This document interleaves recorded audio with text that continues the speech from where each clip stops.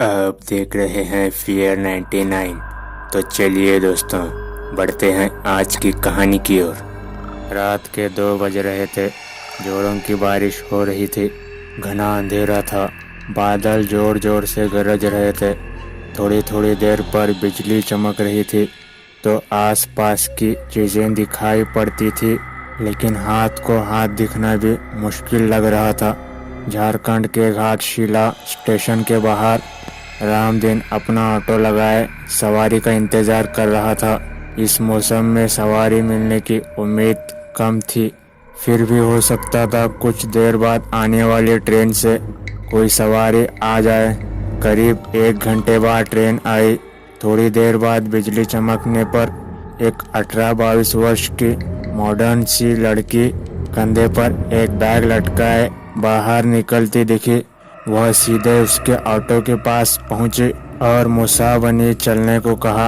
रामदीन ने कहा कि रात का वक्त है, इसलिए वहां चलने पर 500 रुपये लूँगा, नहीं तो 2-4 घंटे इंतज़ार कर लीजिए।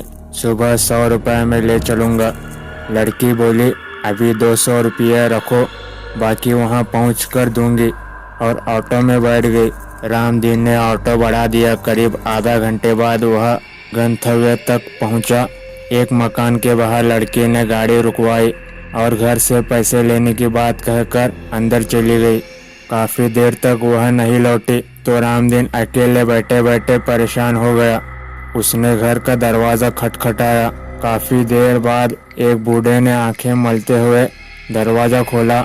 उसने पूछा, कौन हो तुम और इतनी रात को किस लिए आए हो? रामदीन बोला, जो मेम साहब थोड़ी देर पहले आई है, उन्होंने मेरा पूरा भाड़ा नहीं दिया है। बूढ़े ने आश्चर्य से उसकी ओर देखा और बोला, यहाँ तो कोई मेम साहब नहीं रहती है, मैं अकेला रहता हूँ। रामदीन की नज़र एक फ़ोटो पर पड़ी। उसने कहा, यही मेम साहब तो आई थी, उन्हें स्टेशन से लेकर आया हूँ। बूढ़े ने उसे आश्चर्य से देखा, फिर बोला, इस लड़की को मरे 8 साल हो गए।